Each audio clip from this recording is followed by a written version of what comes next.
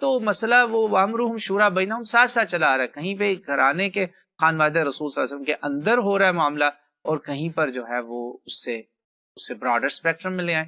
تو یہ کوئی اتنا بڑا اختلاف نہیں تھا، اور اس اختلاف کا جو فطری ہونا ہے وہ ایک ہیومن نیچر کا حصہ ہے کہ کچھ لوگوں نے سمجھا کہ نہیں، ہمارے نزدیک جو خلیفہ ہے وہ رسول اللہ کی اہل بیت سے ہی ہونا چاہیے ہمیشہ. ہم اور اس پہ بھی پھر اس کے اندر بھی آگے مزید رائے آ گئی. اس پہ زیدیہ، اور اس کے زیدیہ کا بھی ایک اور سب سیکٹ ہے، ہدویہ میرا خیال اس کا نام ہے، ریسنٹلی میں نے ان کے بارے میں پڑھا.